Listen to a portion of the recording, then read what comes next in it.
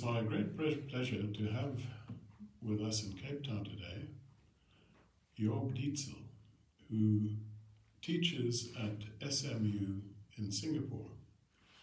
We met earlier and it occurred to me that there's so much we can learn from Singapore about how society should manage interracial relations.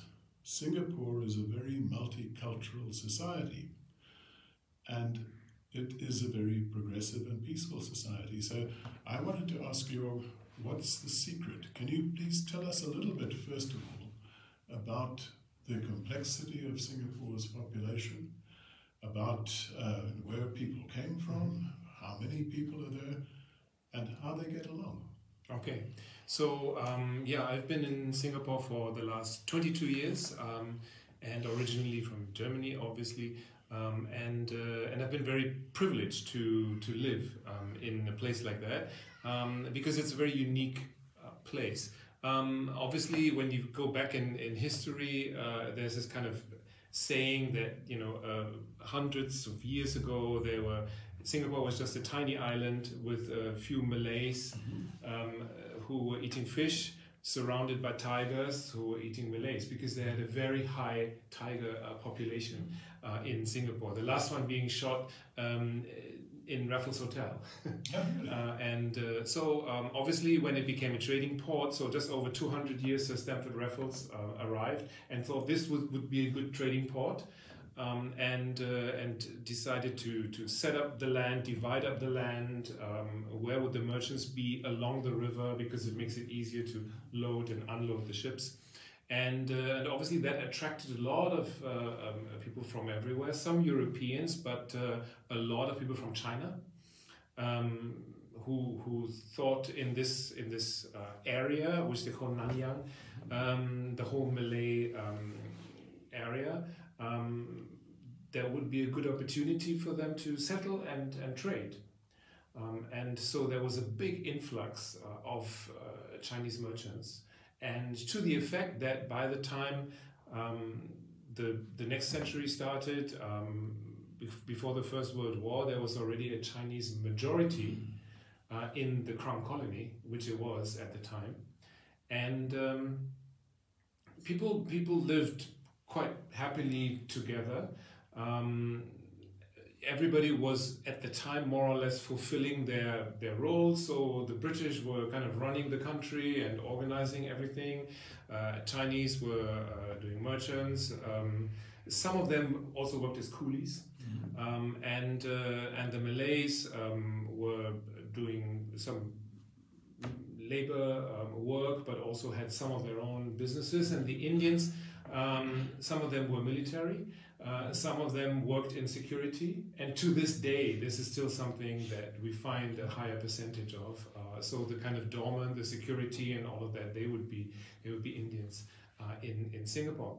And so when the British left for the second time, so they left at the beginning of or middle of the Second World War, when the Japanese came, they were completely surprised by the Japanese, not that they came, but how they came, because they were talking about the fortress Singapore. Singapore can never be taken, and all of pointing in the wrong direction. Yes, and all the cannons were pointing out at sea, but unfortunately the Japanese came from the north, from Malaysia, on bicycles, and then crossed into Singapore, and then all the British disappeared, and left the local population to the new rulers, and then Singapore saw just over 3 years of quite a tough rule, like everywhere in Asia where the Japanese ruled, in the kind of common sphere that they tried to create. There was a story for all Asian people, but it was tough, especially for Chinese, because many of the Chinese had supported Chinese in China fighting against the Japanese, so that came back to kind of bite them when the Japanese had taken over. So when the Japanese lost the war and then surrendered, the British came back, but it was never like it was before. So somehow the magic was gone, because they had shown that they could be beaten. So it didn't take that long in order for Singapore and Malaysia, or Malaya at the time, to talk about end of colonialism and how could that look like and everything. And there was a time in the late 50s, early 60s when Singapore actually became a part of Malaysia. So the SI for Singapore was added into the Malaya, and it became Malaysia, and they were all one, you know, and Singapore had representatives in the parliament in Kuala Lumpur, only to find out that it's really, really hard to make it work because the majority of the country was Malay majority and Singapore was Chinese majority, and everybody tried to kind of look out for their own in a way. Of course, the Malaysian government also played the kind of race card, you know, you must vote for us. If you vote for the local party, then the Chinese will take over and all of that. So there was some very serious race riots in the early 60s at that time, until finally everybody decided, and Lee Kuan Yew as the founder did a famous TV speech where he cried that it's not going to work, that Singapore needs to be independent. And everybody said it will not work because you have nothing. You have no minerals, you have no coal, you have, you know, you don't even have enough water, which you have to buy from Malaysia. So how are you going to survive and thrive as a nation? And Lee Kuan Yew said, well, we have people. We have our people. So if we invest in our people, if we treat them well, if we educate them, then maybe there's an opportunity here. And so that's why, because of these riots that happened in the early 60s, before independence in 65, that's still a trauma for the country. And that's why racial harmony and anything to do with somebody speaking out against another race or so is very, very sensitive in Singapore and is not tolerated. So in a nutshell, basically that's the story, and that's why they're paying so much attention to creating an atmosphere where everybody feels they're having their own say and they have their own opportunities, and not one group, even though 71% Chinese, 15-16% Malay, some Indians, some others, like others, or Eurasians, even though it's a very clear majority situation, they really make sure that it doesn't feel like it. So for example, the command language in the army is Malay. For example, the national anthem is in Malay. So just to give the minority a feel they're being heard, they're being represented, they have a role to play, they're being taken seriously, which I thought was very smart. Yeah, now, when did Singapore actually break away from Malaysia, and how did that happen?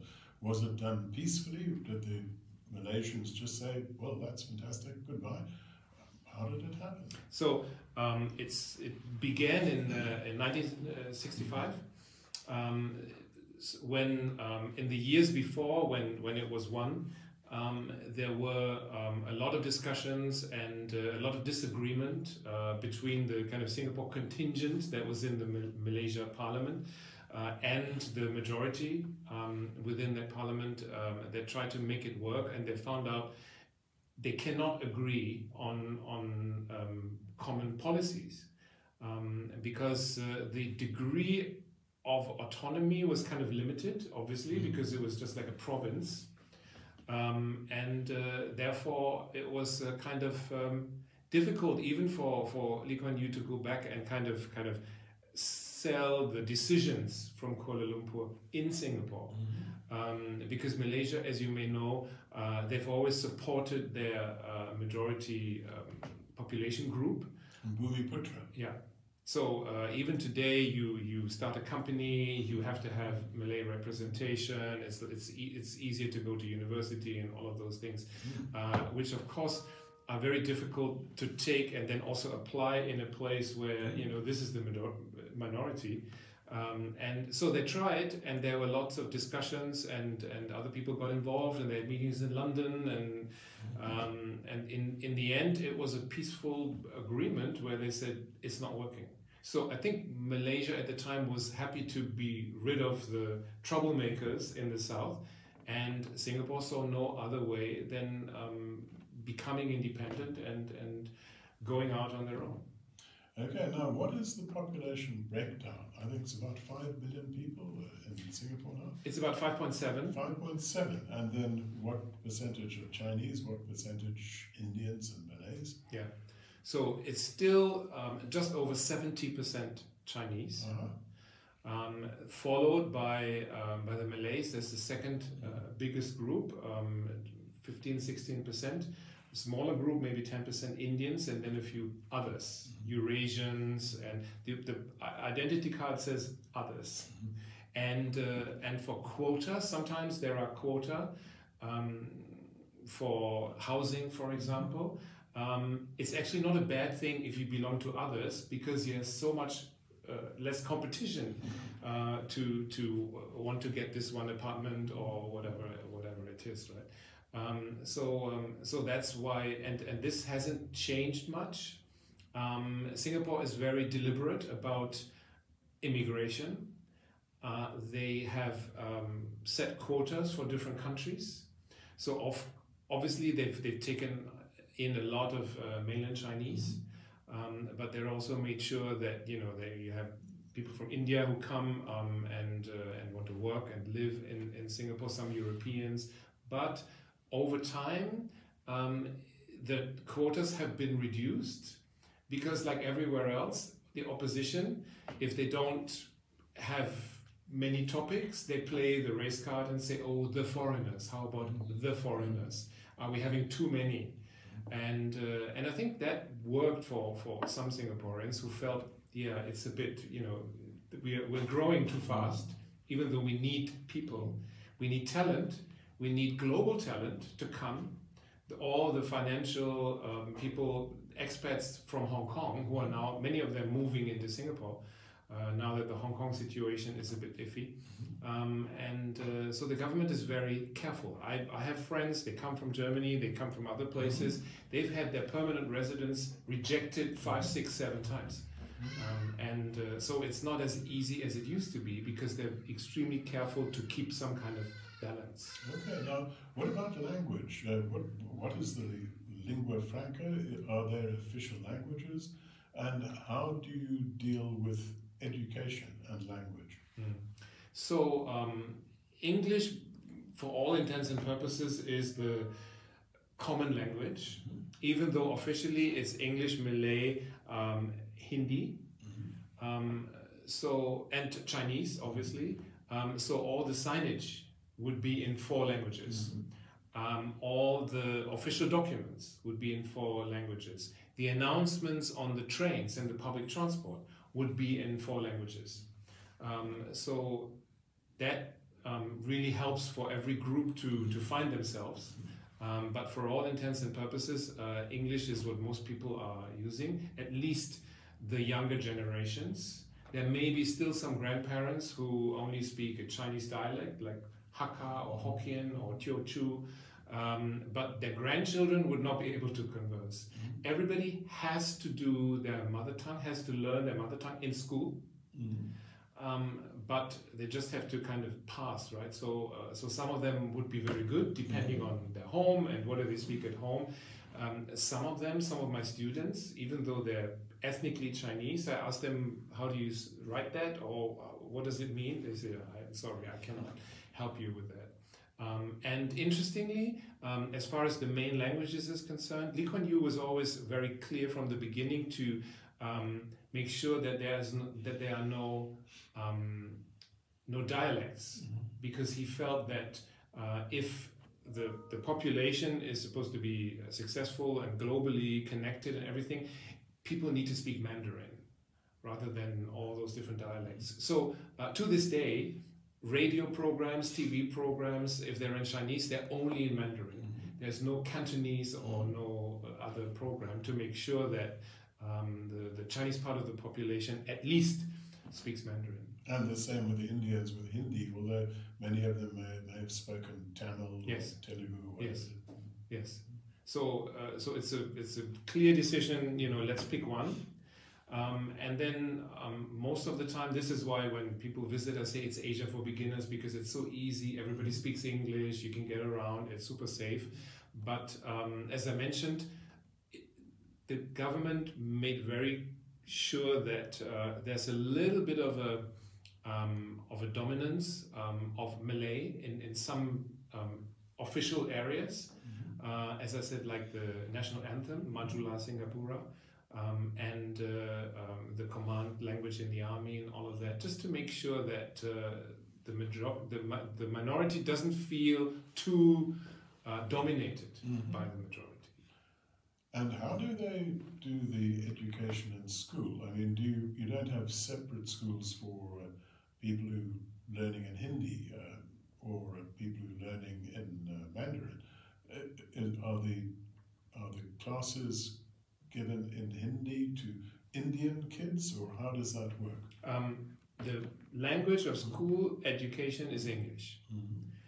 And everybody's together, except when it comes to this one class called Mother Tongue, where then everybody is in their own respective class to make sure that they don't lose the connection to their own culture, their own heritage. But other than that, it's English, because they found early on that it probably pays to have a very highly educated English-speaking population to attract global investments and global companies that want to produce chips or do something in Singapore, where you would have to be able to communicate. But you can learn your mother language at school from primary level Yes. to right through to university? Or? You can, and to a certain extent, you have to. Yes. Okay. And then what about culture? Does Singapore celebrate the cultures of each of these communities? Does everybody celebrate when it's Diwali? Does everybody celebrate when it's Chinese New Year? Or Singapore does a bit of both. So every community is celebrating their own celebrations, from Diwali to Lunar New Year to Hari Raya, Christmas, and all of that. But everybody else is also celebrating with you. So they may come to your house, your neighbors, your Chinese neighbors come to your house when you're celebrating Hari Raya. You may have invited them because you live so closely together. So everybody is celebrating everybody's celebration, even though it may not be theirs. And there's almost like those two levels. One is the where do I come from, what's my culture, but also on a kind of higher level, we are not primarily Chinese or Malay or Indian or others, we are Singaporeans. So even the language, there was this online comment yesterday about somebody who speaks British English who comes to Singapore and he says, I cannot understand their English because they speak Singlish, which is a Singapore English, which is, I think, perfectly understandable, but it uses words from all the other languages. So it uses Malay words, it uses some Indian words, it uses a lot of Chinese words, and this is just normal. So for example, when I want to talk about, I talk with brands, when I want to tell my students this is a very posh brands, I don't say posh, I say atas, because in Malay, atas means above, like the next floor, and it's like on a higher level, and that would be completely clear to any Singaporean, unless of course they're an exchange student and they don't get it, right? So I think it's very much trying to create this kind of feeling that we're in this together and we're not separate, but we're united as much as possible without tarring over the differences that we have as far as religion is concerned. So there's this interesting case where I think in two different streets, there's a street in the center of Singapore where you have a synagogue, Indian temple, a mosque, and a Christian church, which is in Telok Ayer, in my neighborhood. And basically they're almost next door. So of course, when one has a big festival, they need to communicate. they need to say, look, this is going to happen, you know, how can we make sure that we don't block your way for your congregation and all of that, which I think is probably quite unique. And now what about interracial marriages? Are communities beginning to mix, or is there a tendency for Malays still to marry Malay people and Chinese to marry Chinese? And how are the relationships between kids from the different communities? Because kids pretty much grow up together, door to door, in government-funded housing called HDB, Housing Development Board, 85% of them.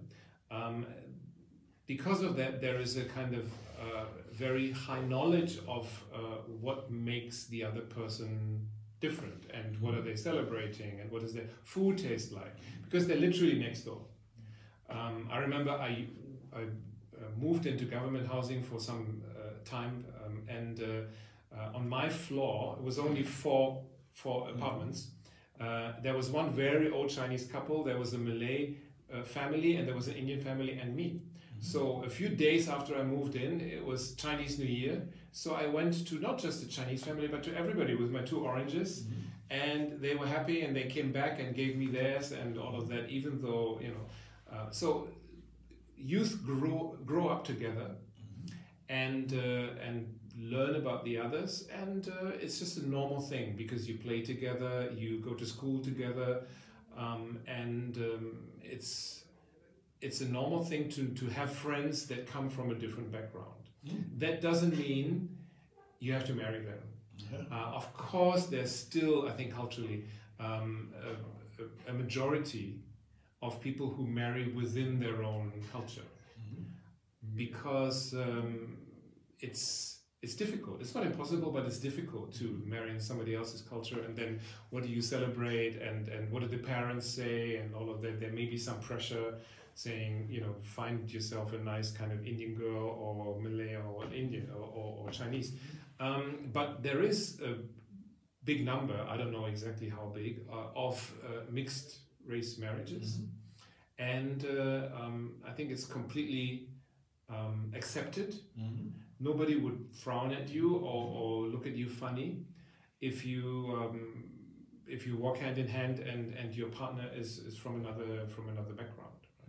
I remember since I moved to Singapore, I've been to, and I think everybody has, all different kinds of weddings, right? So an Indian wedding on top of a temple in this kind of hall, Chinese wedding, which are normally in a ballroom and take hours and have like 16 courses, and a Malay wedding, which is normally outside in what they call the void deck. So all the government housing is built leaving the ground floor empty for people to gather, because moving in from their fishing villages, from the so-called kampongs, into that accommodation, people were used to having places where they can sit and they can talk and they can have tea and all of that. So they left it open, and they call it the void deck, because there's nothing there. That's where many Malay weddings happen, because of course it's much more affordable and you just need a bit of catering. And so we've all been to one of each, and we know the differences and what it's like, because we know people from those different groups who invite us. You know, this is really fascinating, and this is probably one of the reasons for Singapore's great success. It's been able to maintain this social cohesion. There are many others, many other reasons. Perhaps the fact that you had such a brilliant founding father. I had the privilege of meeting quite a lot of international leaders in my career, but the leader who impressed me most from overseas was Lee Kuan Yew. He seemed to have incredible wisdom. Yeah, and to this day,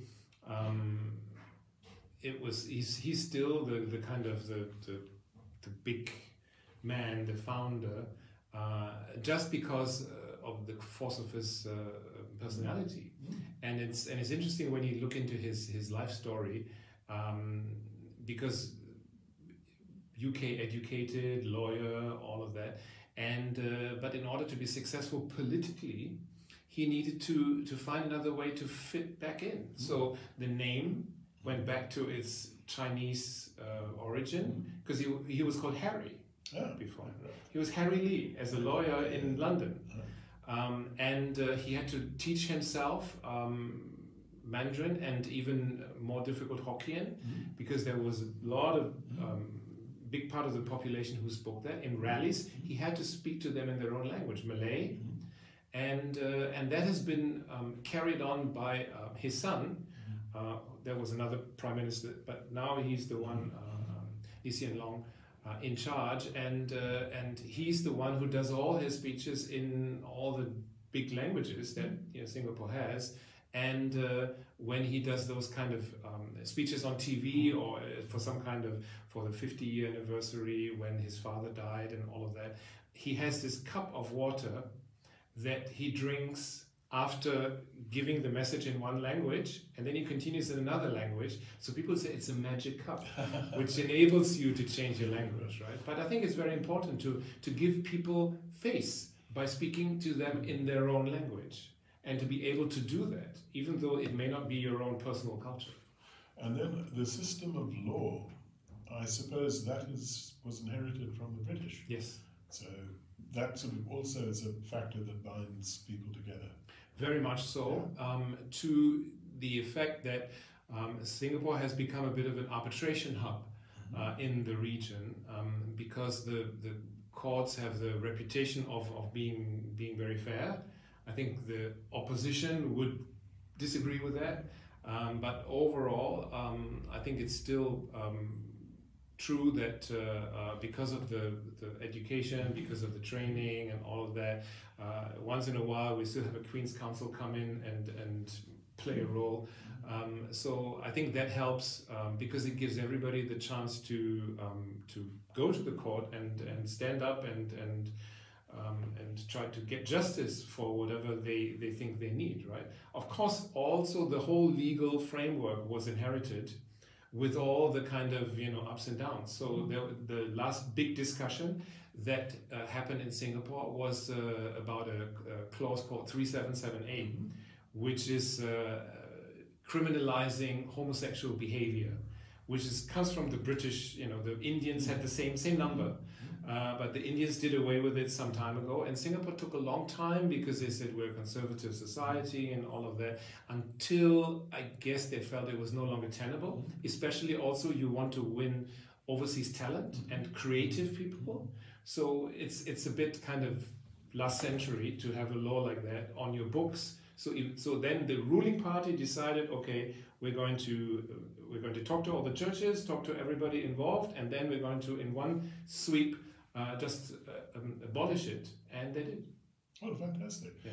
Now, Jörg, any last comments and advice for South Africa, coming from your background in Singapore and what looks like a really successful multicultural, multiracial society? What tips would you give to South Africa? I think one of them would be, and of course everybody knows that, but it's how you make it happen, is the more you know about the other people, about the other groups, the more you understand them, and the easier it is to find some kind of common ground. In Singapore, this is also not something that happened overnight. It's something that was instituted. It's something that was put into law. So, for example, any communication that comes out from the government has to show the four groups. Any government housing has to reflect the overall population percentage, just to make sure there are no ghettos, just to make sure you get to know the other one. And many years ago, when I had the privilege to spend a year here as a student, back then my university was the same. Everybody was there. I was staying next to a prince from Swaziland. And so that really helped to go next door and knock on the door and have a conversation to try and understand the other. Many other things, of course, would be necessary. Sometimes it's also the symbol of giving somebody the recognition for their language or for their history, and that's not just for the majority. That would help the minority accept the kind of overall situation.